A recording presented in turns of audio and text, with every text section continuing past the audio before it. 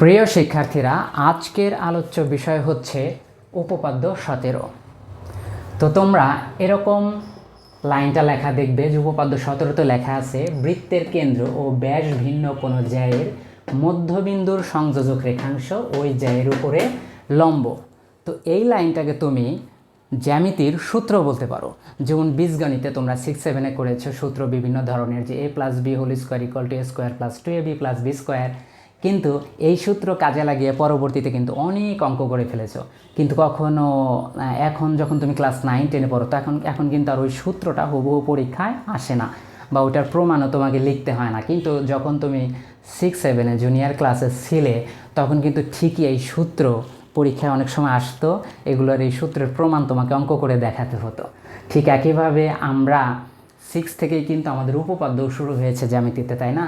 তো এখন এই 2-1টা করে উপপাদ্য থাকতো এবং সেই উপপাদ্যগুলোর প্রমাণ থাকতো। তো এই প্রমাণগুলো, এখন এই যে উপপাদ্যের এই লাইনটা, অনেক স্টুডেন্ট আছে যে এটা মুখস্থ করে না। দেখা গেছে উপপাদ্য 17 নাম্বার মুখস্থ করে রাখে আর এই প্রমাণটা মুখস্থ করে ফেলে। ঠিক আছে, এখন পরীক্ষার হলে গিয়ে জিজ্ঞাসা করে যে এই কত নম্বর আসছে, মানে দেখা গেছে এক বেঞ্চের স্টুডেন্ট আর এক বেঞ্চকে, একজন আরেকজনকে জিজ্ঞাসা করতেছে যে এটা কত নম্বর আসছে রে, বলতেছে এটা তো ওই 17 নম্বর। পরে বলতো ও 17 নম্বর, এটা তো পারি আমি। ঠিক আছে, এরপরে সবাই প্রমাণ লেখা শুরু করে দিছে। তো এখন যদি কেউ বলতে না পারে যে এটা কত নম্বর আসছে, যদি কনফিউশনে থাকে যে এটা কত নম্বর উপপাদ্য আসছে, এটা তো বলতে পারতেছি না, তাহলে সে আর প্রমাণও লিখতে পারে না, কারণ সে কিন্তু এটা মুখস্থ করে গেছে, লিখতে পারে না। এই যে নাম্বার শনাক্ত করতে না পারার কারণে তুমি উপপাদ্য লিখতে পারো না, এরকম অনেক স্টুডেন্ট যারা আছো, ব্যাপারটা এরকম কেন ঘটে? আসলে ব্যাপারটা হচ্ছে যে উপপাদ্য 17-র মধ্যে যে লাইনটা আছে, এই লাইনটা তুমি বোঝো নাই ভালো করে, বা এই লাইনটাই তোমার মনে নাই। এই কারণে তুমি এই লাইনটা যখন পরীক্ষায় আসে, তখন লাইন দেখে কত নম্বর উপপাদ্য সেটা তুমি বলতে পারো না, ফলে প্রমাণটাও লিখতে পারো না। এই জন্য আমার বেলায় আমি আমার স্টুডেন্টদের যেরকম করি, সেটা হচ্ছে আমি এই উপপাদ্যর নাম্বার মুখস্থ করাই না, আমি হচ্ছে এই লাইনটা বুঝিয়ে দেই। এই লাইনটা তুমি যদি ভালো করে বুঝে ফেলো, তাহলে প্রমাণটা তুমি নিজে থেকেই লিখতে পারবে। তোমার যদি মুখস্থ হুবহু নাও থাকে, পরীক্ষার হলে তুমি এই লাইনটা ভালো করে বুঝলে নিজের থেকে লিখে প্রমাণ করে দিয়ে আসতে পারবে। তো চলো শুরু করা যাক। তো দেখো, আমি এখানে একটা বৃত্ত এঁকেছি। প্রথমে আমরা এই উপপাদ্যের এই কথাগুলো আগে বোঝার চেষ্টা করি। হ্যাঁ, যেমন এখানে দেখো বলা আছে যে বৃত্তের কেন্দ্র মানে কি? সার্কেল, বৃত্ত। তো সার্কেলের কেন্দ্র মানে কি? সেন্টার। এই যে এটা হচ্ছে আমাদের বৃত্তের কেন্দ্র। এখন বলছে যে এই সেন্টারটা, তারপরে বলছে ও মানে কি? এন্ড ব্যাস ভিন্ন কোনো জ্যায়ের, মানে ওই যে তোমার গত ক্লাসে বলছিলাম যে ব্যাস আর জ্যায়ের মধ্যে একটু পার্থক্য আছে। যেই যেটা কেন্দ্র দিয়ে যায় সেটাকে ব্যাস বলি। তা আমরা এমন কোনো, এখানে ব্যাস ভিন্ন মানে হচ্ছে ব্যাস নেওয়া যাবে না, ব্যাস বাদ দিয়ে তুমি এখন এই যে কোনো দুই বিন্দু কানেক্ট করে যে কোনো জ্যা নাও। ঠিক আছে, সেই জ্যায়ের ইংরেজি কী ছিল? খোর্ড না? আর ব্যাস হচ্ছে ডায়ামিটার। তো ডায়ামিটারটা নেওয়া যাবে না, খোর্ড নিতে হবে, মানে জ্যা নিতে হবে, সেই জ্যায়ের মধ্যবিন্দু। এখন আমরা মনে করো একটা জ্যা নিয়েছি এ বি। তো এখন এ বি এর মধ্যবিন্দু কোনটা বলো তো? এ বি এর মধ্যবিন্দু হচ্ছে এম, তাই না? এখন এই মধ্যবিন্দুর তারপরে আছে সংযোজক রেখাংশ, মানে কি? Line segment. তো এই সংযোজক রেখাংশ, এখন এই সেন্টার আর হচ্ছে এম এর, সেন্টার ও আর হচ্ছে মধ্যবিন্দু এম, এইটার সংযোজক রেখাংশকে আমরা কি বলবো? ও এম বলবো। তো এই ও এম রেখাংশটা, বুঝছো, ওই জ্যা মানে কোন জ্যা? মানে ওই এ বি জ্যায়ের উপরে লম্ব। লম্ব মানে কি? পারপেন্ডিকুলার। এইটাই তোমার হচ্ছে প্রমাণ করা লাগবে। তার মানে ও এম রেখাংশটা এ বি জ্যায়ের উপরে লম্ব। দেখুন এই যেখানে আমি লিখছি যে প্রমাণ করতে হবে যে ও এম লম্ব এ বি। এই এ বিটা হচ্ছে আমাদের জ্যা, আর ও এমটা হচ্ছে ওই সংযোজক রেখাংশ, লাইন সেগমেন্ট। বুঝছো? এইটা হচ্ছে আমাদের মূল প্রমাণ করতে হবে। এখন তুমি যদি এই কথাটা বুঝে থাকো, এই কথাটা বুঝলে সহজেই তোমার এই বৃত্তের কথা কল্পনায় আসতে হবে। তুমি যখন এটা পড়বা, এই লাইনটা পড়বা, চিত্র দেখে বুঝে বুঝে পড়তে হবে। তাহলে এই লাইনের সাথে তুমি যদি এই চিত্রটাকে মিলিয়ে নিতে পারো, তাহলে দেখবে যে তোমার উপপাদ্য 17 নাম্বার দিয়ে আর মনে রাখা লাগতেছে না। এই চিত্রটা তুমি কল্পনা করতে পারলে এই লাইনটা এমনিতেই তোমার মাথায় চলে আসবে। ঠিক আছে, এই জন্য যে কোনো জিনিস বুঝে পড়ার মধ্যে এক লাভ আছে, যে তুমি মুখস্থ করছো, মুখস্থ জিনিস ভুলে যেতে পারো, কিন্তু বুঝে পড়লে সেটা কিন্তু আবার এই চিত্রটা খেয়াল করতে পারলে মনে পড়ে যায়। তো এখন যাই হোক, আশা করি সবাই বুঝেছো। তা আমরা লাইনটা আরও একবার দেখি। বৃত্তের কেন্দ্র, কেন্দ্র হচ্ছে ও, সেন্টার। ও, ও মানে এবং। তাহলে আমরা একটু কেন্দ্রতে গোল্লা দিলাম কেন? এই কেন্দ্রের সাথে, এখানে বৃত্ত আমাদের মেইন আলোচনা না, বৃত্তের কেন্দ্রটা হচ্ছে আমাদের মূল কথা। আর কি বলছে? ব্যাস ভিন্ন, মানে ব্যাস ব্যতীত কোনো জ্যা, যে কোনো জ্যা নিতে পারো, জ্যা হচ্ছে এ বি। তাহলে এই যে জ্যা নিছো না, এই জ্যাও কিন্তু আমাদের মূল এখানে সূত্রে বোঝায় নাই, বুঝাইছে যে জ্যায়ের মধ্যবিন্দুটা। ঠিক আছে, এখন আমরা এই মধ্যবিন্দুটা মার্কিং করলাম। এই দুইটা কেন্দ্র এবং মধ্যবিন্দুর সংযোজক রেখাংশ, এই যে এই কথাটা, সংযোজক রেখাংশটা ওই জ্যায়ের উপর লম্ব, মানে ওই এবি জ্যায়ের উপরে লম্ব। এই লম্বতে একটা গোল্লা দিয়ে মার্কিং করলাম। এখন আসলে এখানে বোঝাইতে চাইছে যে এই সংযোজক রেখাংশটা, বুঝছো, এই জ্যায়ের উপরে, যে জ্যায়ের উপরে লম্ব, এইটা প্রমাণ করবা। এইটা হলো আসল কথা এখানের। আশা করি যে তোমরা চিত্রের সাথে এই লাইনটা বুঝতে পেরেছো। ঠিক আছে, এখন সবাই একটু এটা না দেখে বলার ট্রাই করো তো, দেখি পারো কি না সবাই। পারতেই হবে, কারণ এটা খুব কঠিন কিছু না। দেখো এই দিকে না তাকিয়ে চিত্র দেখে বলি, তুমি চিত্র দেখে বলার চেষ্টা করবে। সেটা হলো কি? বৃত্তের কেন্দ্র, ঠিক আছে, ও, বৃত্তের কেন্দ্র একটা বিষয় ও, আর একটা বলছে যে ব্যাস ভিন্ন কোনো জ্যা, সেটা হলো এবি জ্যা। ব্যাস ভিন্ন কোনো জ্যায়ের মধ্যবিন্দুর সংযোজক রেখাংশ, মধ্যবিন্দু হচ্ছে এম, আর ওর সাথে এম এর সংযোজক রেখাংশ হলো কি? ও এম। ওই জ্যায়ের উপর লম্ব, মানে এবি জ্যায়ের উপরে লম্ব। দেখো তো আমার এদিকে না তাকিয়ে চিত্র দেখে হয়েছে কিনা, বলতে পেরেছি কিনা। এরকম তোমাকেও পারতে হবে। কেমন? যদি এইভাবে তুমি চিত্র দেখে এই লাইনটা না দেখে বলতে পারো, তাহলে এই প্রমাণ তোমার কাছে কোনো ব্যাপারই না। তোমাকে আমি গত ক্লাসে তোমাদেরকে আগেই বলেছিলাম যে জ্যামিতি কিন্তু গণিতের সবচাইতে সহজ একটা শাখা, কিন্তু বিষয়টা হচ্ছে তোমাকে একটু ধৈর্য নিয়ে, একটু সাহস নিয়ে বোঝার চেষ্টা করতে হবে। তুমি যদি একবার বুঝে যাও, তাহলে জ্যামিতির মজা পেয়ে যাবে। ঠিক আছে, এখন দেখো আমরা এটার প্রমাণ করতে গিয়ে আমাদের মোট কয়টা ধাপ লেখা লাগে, এই জিনিসটা একটু খেয়াল করি। প্রথমে হচ্ছে মনে করি একটা কথা শুরুতে লিখতে হবে প্রমাণে গিয়ে, হ্যাঁ। তারপরে কি প্রমাণ করতে হবে সেই কথাটা লিখতে হবে, যে প্রমাণ করতে হবে যে। এরপর আমাদের প্রমাণের স্বার্থে অনেক সময় অঙ্কন একটু বাড়তি আঁকাআঁকি প্রয়োজন হয়, এই জন্য তোমাকে অঙ্কনটা লিখতে হবে। ঠিক আছে, এরপরে আমরা প্রমাণে গেলাম। প্রমাণে দেখো এই উপপাদ্যটা মাত্র দুইটা ধাপে, ধাপ 1 আর ধাপ 2, দুইটা ধাপে প্রমাণ হয়ে গেছে। এখন তুমি একটু খেয়াল করো, আমি প্রথমেই মনে করির অংশটা লেখাই। আগেকার বইতে এই মনে করির অংশটাকে লেখা থাকতো বিশেষ নির্বাচন, কিন্তু এখন তোমাদের বইতে ওই কথাটা লেখা নাই, অতএব ওটা আর লিখতে হবে না, তোমরা মনে করির থেকেই শুরু করবে। কেমন? এখন খেয়াল করো, এই যে বিশেষ নির্বাচনটা, এই বিশেষ নির্বাচনটা সব সময় এই সূত্রের অনুযায়ী দেওয়ার চেষ্টা করবে। বইতে অনেক সময় একটু এদিক সেদিক করে থাকে, এদিক সেদিক করে লিখলে পরে সমস্যা নেই। এখন মনে করো যে তোমার উপপাদ্য 17-তে যেভাবে লেখা আছে বিশেষ নির্বাচনটা, এই অংশটা মনে করির অংশটা 18-তে একভাবে লেখা আছে, এক এক জায়গায় এক একভাবে লেখা আছে। তো তোমার এলোমেলোভাবে পড়লে হয় কি জানো, যে এক সময় তোমার এটা মনে নাও থাকতে পারে, গুলাই দিতে পারো। যে মনে করো যে উপপাদ্য 17-র বর্ণনা তুমি উপপাদ্য 19-এ লিখে দিছো, ঝামেলা না? অনেকে আছে এটা মুখস্থ করে, মুখস্থর মধ্যেও প্যাচ লাগতে পারে যে উপপাদ্য 17-র বর্ণনা তুমি উপপাদ্য 20-এ লিখে দিছো, তাহলে তো বিপদ।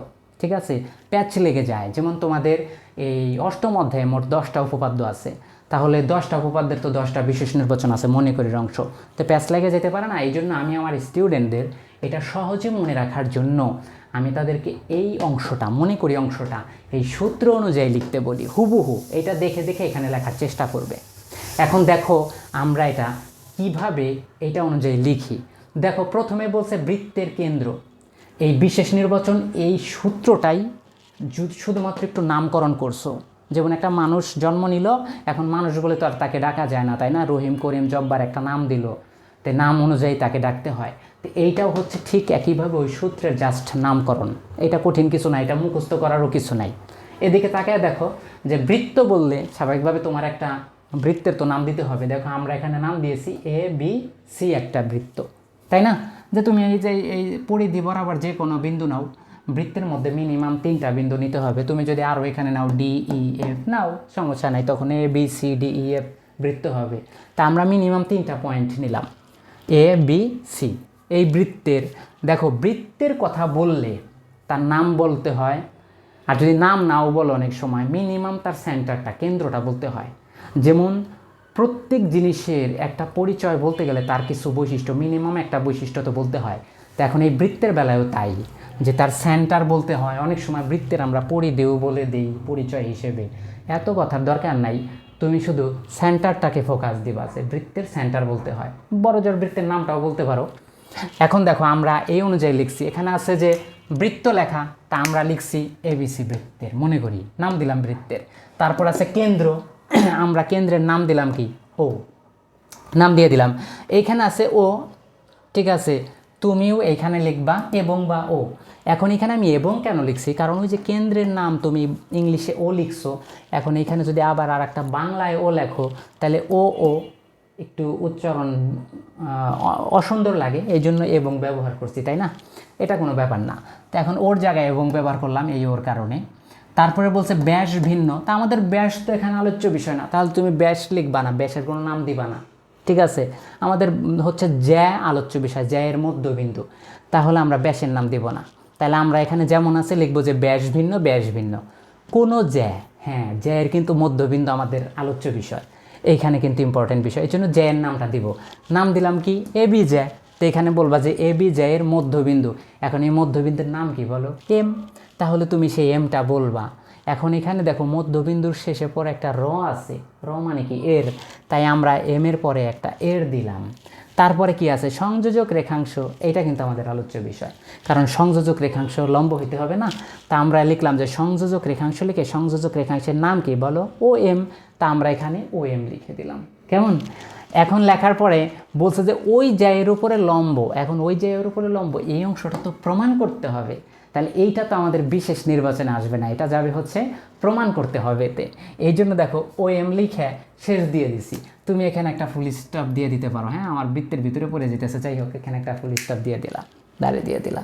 তো তুমি পরীক্ষা আঁকার সময় বৃত্তটা একটু পাশে আঁকবা। আর একটা জিনিস মনে রাখবে যে উপপাদ্যে তোমার বৃত্ত কম্পাস দিয়ে বসে সার্কেল দিয়ে স্কেল দিয়ে দাগ দিয়ে দিলেই হয়ে গেল। হ্যাঁ, এই যে এটা লম্ব আঁকার সময় তোমাকে কিন্তু একবারে কম্পাস দিয়ে মাপযোগ করে লম্ব আঁকতে হবে, বিষয়টা তা না, এই হাতের আন্দাজে এঁকে দিবা স্কেল দিয়ে, ঠিক আছে? কিন্তু সম্পাদ্যে কিন্তু প্রত্যেকটা মাপযোগ অ্যাকুরেট হতে হবে স্কেল কম্পাস ব্যবহার করে, এটা মনে রাখবা। কারণ সম্পাদ্যে হচ্ছে অঙ্কনটাই মেইন, আর উপপাদ্যে হচ্ছে অঙ্কনটা আসলে মেইন না, প্রমাণটা মেইন। এই জন্য উপপাদ্যে প্রমাণে ফোকাস দিতে হয়। কেমন? এখন দেখো তাহলে আমাদের প্রমাণ করতে হবে, কি প্রমাণ করতে হবে? ওই যে সেই সংযোজক রেখাংশ ও এমটা এ বি জ্যায়ের উপরে লম্ব, এটা প্রমাণ করতে হবে। তাহলে তুমি লিখে দিলা যে ও এম লম্ব এ বি। এখন তোমার বইতে কি লেখা আছে, এটা বাংলায় লেখা আছে যে ও এম রেখাংশ এ বি জ্যায়ের উপরে লম্ব। হ্যাঁ, তুমি যদি বাংলায় কথায় লিখে দাও সমস্যা নাই, আর তুমি যদি ম্যাথমেটিক্যালি লেখো, গাণিতিকভাবে লেখো যে ও এম লম্ব এ বি, লম্বের ইংরেজি কি পারপেন্ডিকুলার, তো এখন এটা যদি বলো ওকে, এটা আমাদের প্রমাণ করতে হবে। এখন দেখো প্রমাণের জন্যই আমাদের উপপাদ্যে কিন্তু প্রমাণটাই হলো আসল। তো প্রমাণের জন্য আমরা হালকা একটু অঙ্কন অনেক সময় লিখি, অনেক সময় দরকার হয় না, অনেক সময় দরকার হয়, আমাদের এখানে দরকার হচ্ছে। সেই অঙ্কনে কি করছি দেখো, এখানে লিখছি যে ও এ এবং ও বি যোগ করি। এখন ও এ কোনটা, চিত্রের দিকে তাকাও, এই যে ও আর এই যে কিন্তু এ, এই ও এটা এইভাবে যোগ করবা।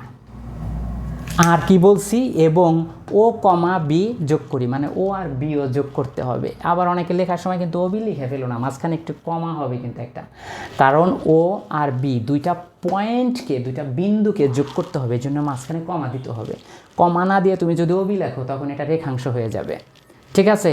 তাহলে ও কমা বি যোগ করি, তাহলে আমরা এই যে ওর সাথে এই বি বিন্দুটা, বুঝছো, এটাও যোগ করে দিই, যোগ করে দিলাম। এখন এই যে অঙ্কনে যে দুইটা যোগ করলাম, কেন যোগ করলাম? আসলে প্রমাণের জন্য এখানে দুইটা ত্রিভুজ বানানো দরকার আমাদের। একটা হলো ও এ এম, দেখো একটা ত্রিভুজ হয়েছে এখানে এই জায়গাটাতে, আর একটা ও বি এম, এখানে আর একটা ত্রিভুজ হয়েছে, দুইটা ত্রিভুজ হয়েছে না দুই পাশে। এই ত্রিভুজ বানানোর জন্যই আমাদের কি করতে হয়েছে বলো তো অঙ্কনে? বিন্দুগুলো যোগ করতে হয়েছে লাল কালি দিয়ে যেটা মার্কিং করছি।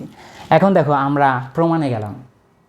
এখন প্রমাণে মাত্র 2টা ধাপ, অত চাপ নিও না, থিঙ্ক সিম্পল। মনে করবা যে এই উপপাদ্যগুলা তোমার ক্লাসের তো দিয়েছে মানে কি তোমার উপযোগী করেই দিয়েছে, কঠিন কিছু না। এখন এই মূল কথাটা তুমি যদি বুঝতে পারো প্রমাণটাও বুঝতে পারবে। এখন দেখো প্রমাণের ধাপ 1-এ ওই যে তোমাদের আগেই বললাম যে 2টা ত্রিভুজ বানিয়েছি, সেই 2টা ত্রিভুজের কথা লিখবা ধাপ 1-এ। যে ত্রিভুজ মানে কি ট্রায়াঙ্গেল না। এখন OAM এবং ত্রিভুজ OBM, এই যে ত্রিভুজটায় এই যে OAM আর হচ্ছে OBM, এই ত্রিভুজ 2টার মধ্যে দেখো কি কি সমান আমরা একটু গেস করি। প্রথমে লিখছি যে AM সমান BM, এই যে AMটা না, এই AMটা এই BM এর সমান, এই যে AM BM এর সমান। আমি এখানে একটা দাগ দিলাম কেন, বুঝাইলাম যে এই 2টা রেখা সমান। কেন সমান?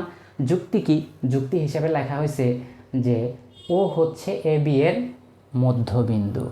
ঠিক আছে, এখন তুমি এর আগে একটু যেহেতু দিয়ে দিও। যেহেতু মানে কি? যেহেতু হচ্ছে ওপরে 2 ফোঁটা নিচে 1 ফোঁটা, তাই না? এটা দিয়ে দিও। তো এখন ও হচ্ছে AB এর মধ্যবিন্দু। এখন যদি আসলে এখানে সরি লেখা ভুল হয়েছে, এখানে হবে MAB এর মধ্যবিন্দু, তাই না? এটা একটু কারেকশন করে দিচ্ছি। এখানে হবে কি বলো? MAB এর মধ্যবিন্দু। এখন তুমি ভালো করে দেখো, এই যে M বিন্দুটা AB এর মধ্যবিন্দু। মধ্যবিন্দু মানে কি? তার মানে এই অংশ আর এই অংশ সমান তো হবেই। মাঝখানের পয়েন্ট মানে কি? 2 পাশ সমান, না হলে সেটা মধ্যবিন্দু হইল কিভাবে, তাই না? তাহলে এই যুক্তিটা অনুযায়ী AM আর BM সমান লেখা গেল এই 2টা ত্রিভুজের মধ্যে। দেখো আর কি কি সমান হইতে পারে। দেখো এই রেখাটা এই রেখার সমান। কেন? কারণ এই যে OA OB এই 2টা কিন্তু একই বৃত্তের কি ব্যাসার্ধ। ওই যে তোমাদের আগের ক্লাসে বলছিলাম যে সেন্টার থেকে তুমি যে দিকেই যাও ব্যাসার্ধ হবে। ঠিক আছে, যে দিকে যাও ব্যাসার্ধ। তা এখন ওই যে OA আর OB, এই জন্য আমরা OA আর OB সমান লিখছি। যুক্তি কি লিখছি? যে একই বৃত্তের ব্যাসার্ধ। এখন একটা সেন্টারের তো পরিধির সব বিন্দু থেকে সেন্টারটা সমান দূরত্বে থাকে না, ফলে তুমি যে কোনো দিকে ব্যাসার্ধ নাও সবাই সমান হবে। ক্লিয়ার গেল? আর আরেকটা জিনিস দেখো, এই ত্রিভুজের মধ্যে আর কি বাদ থাকে? এই বাহু এই বাহু সমান হয়ে গেল, এই বাহু এই বাহু সমান হয়ে গেল, আর এই একটা বাহু OM তো তোমার এই ত্রিভুজেরও বাহু, এই ত্রিভুজেরও বাহু। কোনো বাহু যদি বুঝছো 2 বা ততোধিক ত্রিভুজের সেম বাহু হয়, সেটাকে তোমার কমন বাহু বলে। এখন দেখো এই আমরা পরের লাইনে লিখছি যে OM সমান OM, এখানে লিখছি সাধারণ বাহু। সাধারণ বাহুর ইংরেজি কি? কমন। সাধারণ মানে কমন। এখন যে পরীক্ষায় আমরা অনেক সময় বলি না যে কমন পড়ছে রে, কমন, এই তোর কমন পড়ছে নাকি? যে কমন কেন বলি? আসলে হচ্ছে যে তুমি বাসায় যে পড়াশোনাটা করে আসছো, মানে তোমার সাজেশনে যেই ম্যাথগুলা ছিল, এখন পরীক্ষার প্রশ্নে যদি সেম ম্যাথ থাকে, মানে 2 জায়গাতেই তোমার বাসার তুমি যা যা পড়ছো যেই সাজেশনে বা যেই বইতে পড়েছো, ওই ম্যাথগুলাই যদি পরীক্ষার প্রশ্ন থাকে তাহলে 2 জায়গাতেই আছে। তাই আমরা পরীক্ষার হলে বলি এই কমন পড়ছে। ঠিক আছে, আবার তুমি বাসায় যেগুলো পড়ে আসছো ওইগুলো যদি পরীক্ষার প্রশ্নে না আসে, তখন বলো যে এই আমার কমন পড়ে নাই। মানে কি? ওই পরীক্ষার প্রশ্নের অঙ্কগুলো শুধু পরীক্ষার প্রশ্নে আছে, বাট তুমি বাসায় যে সাজেশন পড়ছো সেখানে ছিল না, এই কারণে তুমি পারো নাই, মানে এটা আনকমন, তাই না? বিষয়টা তো এইরকম। তো কমন। তো এখন গেল আর সাধারণ বাহু। তাহলে কমন বাহু কি হবে বলো? সাধারণ বাহু বলে OM তো সমান হবেই। তো এইটা আমি টিক দিয়ে রাখলাম যে এটা হলো আমাদের সাধারণ বাহু OM। এখন দেখো 2টা ত্রিভুজের মধ্যে 3টা বাহুই পরস্পর সমান হয়ে গেল, অনুরূপ বাহুগুলো সমান হয়ে গেল। এখন এই অনুরূপ বিষয়টা তুমি বুঝবা কি করে, যে কে কার অনুরূপ? এটা হচ্ছে তুমি করতে পারো যে এই দেখো আমি হাত এভাবে করছি, তাই না? এখন করার পরে দেখো এই বৃদ্ধাঙ্গুলি, 2টা বৃদ্ধাঙ্গুলি 2 পাশে আছে না, কিন্তু তুমি মাঝখানে যদি এরকম ভাঁজ করো, দেখো বৃদ্ধাঙ্গুলির সাথে এসে গেছে। তাহলে এই যে বৃদ্ধাঙ্গুলি হচ্ছে অনুরূপ আঙ্গুল, তাই না? এখন এই মাথাটার দেখো ভাঁজ করলে এই মাথার সমান হয়ে মিলে যাচ্ছে, তাহলে এই প্রান্ত হচ্ছে অনুরূপ প্রান্ত। তো এরকম এইটাকে তুমি যদি মাঝখানে এরকম ভাঁজ করো, দেখবা যে এই বাহুর উপরে পড়েছে, এই বাহুর উপরে পড়বে, আর মাঝখানের এটা তো কমন বাহুই, তাই না? এভাবে মনে রাখতে হবে। তো এখন কোনো ত্রিভুজের 3টা বাহুই যদি সমান হয়ে যায় তাহলে আমরা ওই ত্রিভুজ দুটাকে সর্বসম বলি। এখন এই সর্বসমতা ত্রিভুজের কোন ক্লাসে পড়ে আসছে সবার মনে আছে তো? ক্লাস 8-এ কিন্তু ছিল। সর্বসমতা নিয়ে কয়টা উপপাদ্য ছিল না? তো সেই উপপাদ্যে একটা ছিল যে 3টা বাহুই যদি সমান হয়ে যায় তাহলে ত্রিভুজদ্বয় সর্বসম। এখন এই সর্বসমকে ইংরেজিতে কী বলে বলো? কনগ্রুয়েন্স অফ ট্রায়াঙ্গেলস, তাই না? এখন এই যে ত্রিভুজের সর্বসমতার চিহ্নটা হচ্ছে যে আমরা পরে দেখো লিখছি যে সুতরাং দিয়ে যে ত্রিভুজ কি OAM, এই যে OAM সর্বসম ত্রিভুজ OBM, দেখো এই যেখানে এইটা হচ্ছে সর্বসম চিহ্ন সাইন, মানে দুইটা সমান দিয়ে উপর একটা পানির ঢেউ কাটার মতো দিয়ে দিবা, ঠিক আছে? তাহলে সর্বসম হবে। এখন দুইটা ত্রিভুজকে এখানে সর্বসম প্রমাণ করলাম কেন, এটা আমাদের কেন দরকার, এটাও কিন্তু তোমার একটু কৌশলে তুমি যদি ধাপ 1 মনে রাখো, ধাপ 2 একটু জ্যামিতি মানে একটু কৌশল আর একটু বুঝতে হবে জিনিসটা। যদি বুঝে ফেলো পরবর্তীতে এই কৌশলগুলো তুমি নিজেই খাটাইতে পারবা। এই ভাষাগুলো যদি আমি যেভাবে লিখেছি তোমার যদি এরকম হুবহু নাও হয় তাও এটা প্রমাণিত হবে। যেমন আমি যেই বাহুর পরে যেই বাহু লিখছি, তোমার যদি বাহু লিখতে আগে পরে হয়ে যায় কাটবে না টিচাররা, ঠিক আছে? তাও হবে তোমার। আবার ভাষাগত যে ব্যাপার বললাম যে আমি OM পারপেন্ডিকুলার AB লিখছি, লম্ব AB লিখছি, তুমি যদি বাংলা ভাষায় লিখে দাও যে OM রেখাংশ AB যে এর উপর লম্ব হবে। এই জন্য তুমি যদি এই উপপাদ্যটা বুঝো, পরে ভাষাগত একটু চেঞ্জ তোমার বইয়ের সাথে একটু পার্থক্য হইলেও সমস্যা নাই, তুমি এটা প্রমাণ করে লিখে দিয়ে আসতে পারবা এবং ফুল মার্কসই পাবে, ঠিক আছে? এখন খেয়াল করো, তারপরেও সবসময় বইয়ের ভাষাটা মনে রাখার চেষ্টা করবে। বইয়ের ভাষাটা মোটামুটি সুন্দরভাবে লেখা, তো এটাই খেয়াল করবে বোর্ড বইয়ের। আর এই বিশেষ নির্বাচনটা সবসময় এই সূত্র অনুযায়ী লেখার চেষ্টা করবে। বইতে কিন্তু অনেক সময় এই সূত্রের সাথে ম্যাচিং করে লেখা নাই, এটা তুমি লেখার চেষ্টা করবে, এতে তোমার এটা লিখতে এবং মনে রাখতে সহজ হবে, কেমন? এখন যখনই যেটা বলতেছিলাম যে সর্বসম কেন দেখাইলাম, আসলে দুইটা ত্রিভুজ সর্বসম দেখালে, বুঝছো, এর অনুরূপ বাহু যেমন সমান, তুমি এখানে বলে ফেলছো, অনুরূপ কোণও সমান, এদের ক্ষেত্রফল সমান, মানে সব দিক দিয়ে এরা সমান হয়। এই জন্য আমরা কোনো কিছুকে সর্বসম, দুইটা ত্রিভুজকে সর্বসম প্রমাণ করে আমরা আমাদের যেহেতু সব কিছুই সমান, সর্বসম মানে সবই সমান, ফলে তুমি তোমার চয়েস মতো, তোমার প্রয়োজন মতো যে কোনো জিনিসকে সমান বলতে পারো। যেমন দেখো, আমরা এখন এটাকে যদি এরকম ভাঁজ করে দেই, হ্যাঁ, ত্রিভুজটা এরকম যদি ভাঁজ করো, দেখো এই কোণটা এই কোণের উপরে গিয়ে পড়বে, তাহলে এই কোণটা এই কোণের অনুরূপ না, ফলে তুমি এই কোণ দুইটা সমান বলতে পারো, ঠিক আছে? দেখো আমরা ওইটাই লিখছি যে সুতরাং কোণ OMA সমান কোণ OMB, এই কোণ দুইটা সমান লিখে ফেলছি।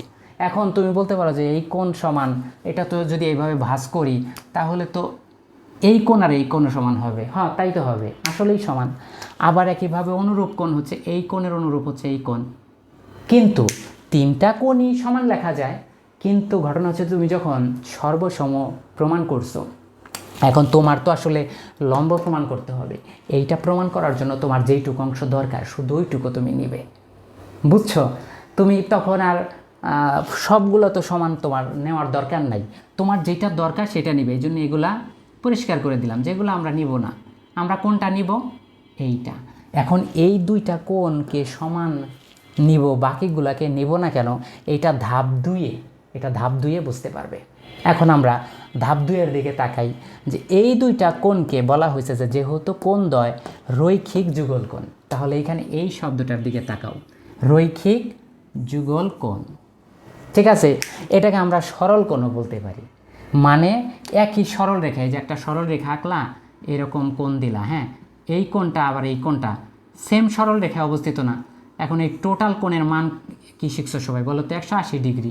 এটাই 180 ডিগ্রিকে কিন্তু সরল কোণ বলে, এটাকেই ওই যে রৈখিক যুগল কোণ বলে। যুগল মানে জোড়া, জোড়া, আর কোণ মানে রৈখিক, মানে একই রেখায় অবস্থিত, ঠিক আছে? ইংলিশে রৈখিক যুগল কোণকে কি বলা যায় বলো?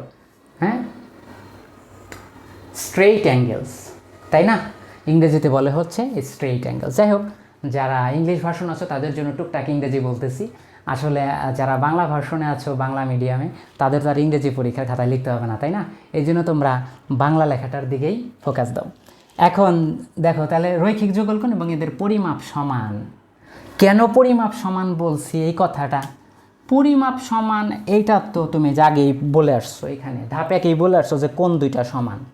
তাহলে যদি দুইটা কোণের পরিমাপও সমান হয় 180 ডিগ্রির মাঝখানে, মনে করো এদিকে কোণ না দিয়ে এদিকে কোণ দিছো, এখন তুমি বললা যে এই দুইটা কোণের পরিমাপ সমান, টোটাল হলো 180 ডিগ্রি। তো 180 ডিগ্রির 2 ভাগ করলে এটা কত হয়? 90 ডিগ্রি। আর এটা কত হবে? এটাও 90 ডিগ্রি হবে। তার মানে কি এই কোণগুলো আসলে কি এক সমকোণ না? 90 ডিগ্রি মানেই তো এক সমকোণ। তাহলে তুমি এখানে ওই যে সুতরাং দিয়ে লিখতে পারো যে এই কোণ সমান এই কোণ সমান এক সমকোণ। কোণ দুইটা সমান, এটা কিন্তু ধাপ 2-এই ছিল। তাহলে সরি, ধাপ 1-এই ছিল। ধাপ 2-এ তাহলে কি দেখালাম? ধাপ 2-এ দেখালাম যে এরা আসলে এক সমকোণ। এটা হলো ধাপ 2-এ দেখানো হইল। বুঝছো? যখন তারা এক সমকোণ মানে 90 ডিগ্রি, তখন তুমি বলবা যে অবশ্যই ও এম এ বি এর উপরে লম্ব। লম্ব না হইলে তারা কি করে 90 ডিগ্রি হয়? আমরা তো এর আগে শিখেছি যে কোনো রেখার উপরে লম্ব টানলে তাহলেই না এই কোণগুলা কী হবে? 90 ডিগ্রি হবে। তা না হলে তো সম্ভব না। এই জন্য যখন তুমি এটাকে এক সমকোণ বা 90 ডিগ্রি বলে ফেলবে, তখন একটা আরেকটার উপর লম্ব হয়েই যাবে। তখন তুমি অতএব দিয়ে সিদ্ধান্ত লিখলা যে ও এম রেখাংশটা এ বি এর উপরে লম্ব, প্রমাণিত। ঠিক আছে, এই হচ্ছে আমাদের উপপাদ্য 17। এখন জানি না কারো কাছে এটা কঠিন লাগলো কি না। আসলে যারা জ্যামিতি আগে থেকে ভালোবাসো তাদের সহজ লাগার কথা। আর আগে যারা অনেক স্টুডেন্ট আছে না, যে জ্যামিতিকে ভয় পেয়ে পেয়ে জ্যামিতি আনসার করো নাই, তো তারা প্রথম দিকে একটু ভয় পেতে পারো।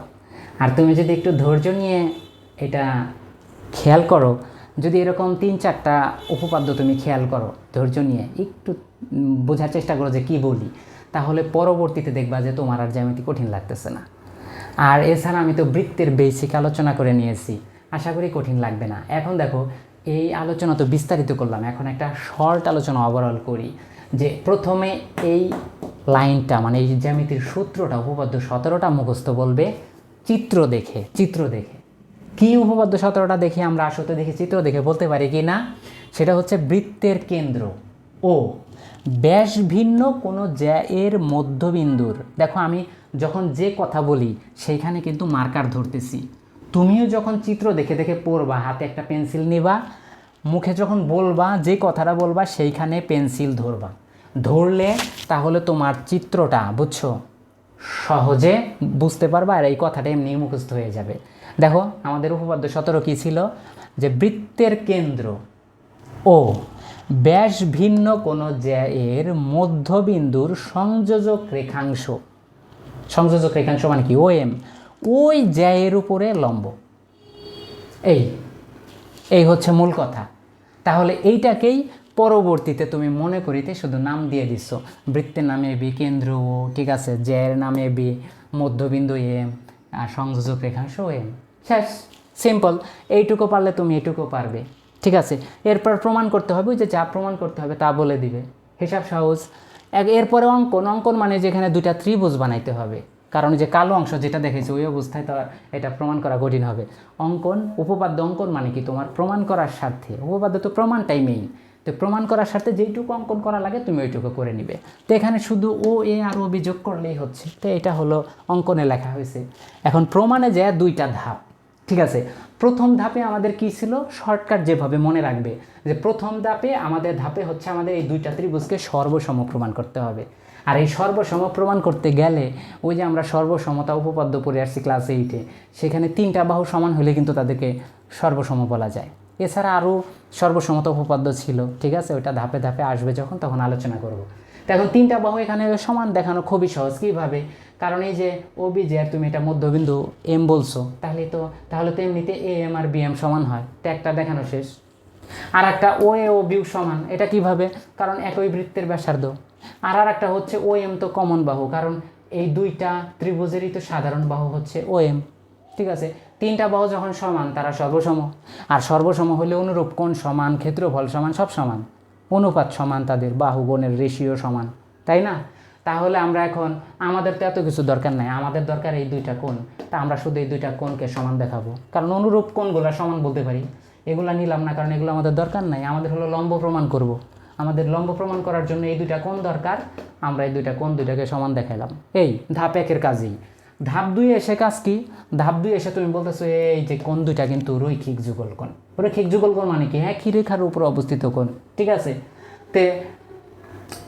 তো একই রেখায় যে এবি রেখার উপরে অবস্থিত দুইটা কোণ রৈখিক যুগল কোণ বা সরল কোণ বলতে পারো, ঠিক আছে এদেরকে আরেকটা নামে। তা এই দুইটা কোণ রৈখিক যুগল কোণ এবং এদের পরিমাপ সমান, এই যে পরিমাপ সমান। আর রৈখিক যুগল কোণ মানে সরল কোণের মধ্যে দুইটা কোণ নিলা, হ্যাঁ, রৈখিক একই রেখায় যদি দুইটা কোণ হয় সরল রেখায় এবং তাদের পরিমাপ কখন সম্ভব হয়, মানে সমান হওয়া সম্ভব হয়? অবশ্যই 90 ডিগ্রি, না হলে হবে কী করে? কারণ সরল কোণ হচ্ছে 180 ডিগ্রি, তাহলে অবশ্যই প্রত্যেকে 90 ডিগ্রি। দ্যাট মিন্স এই কোণ দুইটা আসলে এক সমকোণ। এইটাই হলো ধাপ 2 এর টার্গেট ছিল তোমার, যে এই কোণ দুইটাকে এক সমকোণ দেখানো। যখন তুমি এই কোণ দুইটাকে এক সমকোণ দেখাইবা তখন তুমি ওএমকে এবি এর উপর লম্ব বলে দিতে পারবা। শেষ, প্রমাণ হয়ে গেল, ডিসিশন শেষ হয়ে গেল। এবার তুমি প্রমাণিত লিখলা, এরকম সহজ। তুমি যখন রিভিশন দিবে, আমি প্রথমবার যখন বোঝানোর জন্য অনেক কথা বলছি, কিন্তু পরের বার দেখো কত শর্টকাট বললাম, তাই না? তো এরকম শর্টকাট বলে দিবে আর চিত্রটা দেখে এই কথাটা মুখস্থ করার চেষ্টা করবে, ঠিক আছে? জ্যামিতিকে আসলে ভয় পেলে চলবে না। এখন কথা হচ্ছে যে ভয় এমনই একটা জিনিস যে একটা সহজ জিনিসকেও তোমার কাছে কঠিন মনে করায় দিবে, আর সাহস এমন একটা জিনিস একটা কঠিন জিনিসকেও সহজ লাগাই দিবে। এই জন্য সাহসটা রাখতে হবে। আর তোমাদের আমি যেটা বলেছিলাম যে জ্যামিতি হচ্ছে জ্যামিতি হচ্ছে গণিতের সবচাইতে সহজ একটা পার্ট, কিন্তু এটা যদি বুঝে বুঝে পড়ো আসলেই সহজ। আর ভয় যদি পাও তাহলে কঠিনই মনে হবে। এক লোক মাছ ধরতে গেছে, বুঝছো, ওই যে গ্রাম অঞ্চলে পুকুরে মাছ ধরে না, যে হাত দিয়ে খালি হাতে পানির নিচে এরকম খুঁজে খুঁজে মাছ ধরে। তো ধরতে গিয়ে হঠাৎ মনে করো যে টাকি মাছের মুখের মধ্যে হাত গেছে। এখন অনেক সময় বড় টাকির মাছের একটু দাঁতে ধারালো থাকে, তো তার আঁচড় লেগেছে বা কোনো একটা অংশ লেগেছে, ঠিক আছে? সে ভয় পাইছে যে সর্বনাশ, এমনি তো আমার আঁচড় লেগে, মনে করো টাকি মাছের মুখে লেগে বা দাঁতে লেগে তার মনে করো যে একটু রক্ত বের হচ্ছে বা আঁচড় লাগছে, সে ভয় পেয়ে গেছে, আমাকে মনে হয় সাপে কামড় দিয়েছে, ঠিক আছে? এখন এই যে পানির নিচে অনেকে পানি সাপ বলে বা ডোরা সাপ বলে না, তো এখন সে মনে করছে যে কোনো সাপে কামড় দিয়েছে, হ্যাঁ, কোনো বিষাক্ত সাপে মনে হয় কামড় দিয়েছে। সে ভয়ে অস্থির। দেখো, একটা টাকি মাছ মুখে লাগছে, কিছুই হইতো না তার, কিন্তু সে ভয় পেয়ে গেছে। সেই ভয়ের থেকে দেখা গেল কি সত্যি সত্যি সে মারা গেছে, বুঝছো? আর এক লোক শুনছি যে পানির নিচে এরকম মাছ ধরতে গিয়ে সাপে কামড় দিছে। এখন সাপে কামড় দেওয়ার পরে সে মনে করছে যে মনে হয় টাকি মাছের দাঁত লাগছে, মনে করে এসে সিম্পলি বাসায় এসে রিল্যাক্স মুডে রয়েছে, সেই লোক মরে নাই। এখন বলতে পারো যে সাপে কামড় দেওয়ার পরে মানুষ মরে না, এটা কি সম্ভব কিনা? তার সাহস ছিল, সে কনফিডেন্স ভাবছে যে হয়তো টাকি মাছে কামড় দিচ্ছে, ঠিক আছে, ভয় পায় নাই। তো ভয় না পাওয়ার কারণে সে মারা যায় না। এছাড়া সব সাপ তো আর বিষাক্ত না, তাই না? যেমন পানিতে যে ডোরা সাপ থাকে এগুলো তো অত বিষাক্ত না, ঠিক আছে? গুই সাপ এগুলো তো বিষাক্ত না। তো এখন বিষাক্ত সাপে কামড় দিলে অবশ্যই মারা যাইতো। তো এরকম যে সাপে কাটার পরেও তুমি যদি সাহস রাখো এবং এটাকে চিন্তা করো যে না, এই পানির নিচে হয়তো বিষাক্ত সাপে থাকার কথা না, এখানে তোমাকে বিষাক্ত কোনো সাপ কামড় দেয় নাই, তুমি সিম্পলি সাহস রাখলা। এই গল্পটা জানি না সত্য না মিথ্যা, এগুলো শুনেছিলাম আর কি, আমাদের স্যারদের বা মুরব্বীদের কাছে শুনেছিলাম। তো যাই হোক, তা আসলে বাস্তবতা তাই যে তুমি যদি ভয় পেয়ে যাও, সহজ একটা বিষয় তোমার কাছে কঠিন লাগবে। আর যদি সাহস রাখো, বুঝছো, অনেক কঠিন বিষয় তোমার কাছে সহজ লাগবে। আর এছাড়া যে তুমি যদি ধৈর্য আর মনোযোগ দাও, তার মানে এটা মনে করো না যে জ্যামিতি কঠিন বিষয়। আসলে জ্যামিতি সহজ বিষয়, কিন্তু তোমাকে একটু ধৈর্য আর মনোযোগ দিতে হবে। দিলে পরে তুমি এই জ্যামিতির মূল বিষয়গুলো বুঝে ফেললে সহজ লাগবে, এটা কঠিন কিছু না। মনে করো যে গ্রামের অনেক ওই যে কাঠমিস্ত্রিদের চেনো না, কাঠমিস্ত্রি, তো কাঠমিস্ত্রির অধিকাংশ কি এরা কি পড়ালেখা জানে? তো পড়ালেখা জানে না, তো দেখো না কত সুন্দর সুন্দর ঘর বানাইতেছে। তো এখন এই কাঠমিস্ত্রিরা যে ঘর বানাইতেছে, তারা কি জ্যামিতি জানে? ঘর বানাইতে গেলে তো জ্যামিতিক জ্ঞান লাগে, তাই না? কারণ এই যে ঘর বানাইতে গেলে তুমি চাল কোন অ্যাঙ্গেলে দিবা, টিনের ঘর যারা বানাচ্ছে, বিভিন্ন ধরনের ঘর বানাচ্ছে, কোন অ্যাঙ্গেলে চাল দিবা, কোন অ্যাঙ্গেলে দিবা, ঠিক আছে, উঁচু নিচু হইলো কি না, এই মাপযোগ, এগুলো জ্যামিতিক বিষয় না? তো এখন কাঠমিস্ত্রি কয়জন সে পড়াশোনা জানে, কয়জনে জ্যামিতি জানে বলো? কিন্তু অনেক কাঠমিস্ত্রি তো দক্ষতার সাথে কত সুন্দর ঘর বানাই ফেলতেছে, তাই না? আসলে সে পড়ালেখা না জানলেও জ্যামিতিক যে জ্ঞান, ঘর বানানোর যে জ্যামিতিক জ্ঞান, এইটা সে সহজভাবে অর্জন করছে এবং এটা তার কাছে কঠিন লাগে নাই। তাহলে একটা অশিক্ষিত কাঠমিস্ত্রির কারে পড়ালেখা জানে না, এই কাঠমিস্ত্রি তো যদি তোমার ঘর বানানোর জ্যামিতিক জ্ঞানটা তার থাকে, তার কাছে এটা সহজ লাগে। তোমরা তো শিক্ষিত, তোমরা তো পড়াশোনা করো, তো তোমাদের কাছে আমি তো জ্যামিতি কঠিন মনে হওয়ার কিছু দেখতেছি না, ঠিক আছে? তো যাই হোক, আমার নিয়মিত ক্লাস এবং ভিডিও পাওয়ার জন্য please like, comment, share, follow and subscribe. আর আজকে এই পর্যন্তই থাকুক, অনেক অনেক কথা বললাম। তোমাদের সকলের জন্য শুভকামনা রইল। Convey my salam to the elders, especially to your parents, and love to the youngers. আল্লাহ হাফেজ।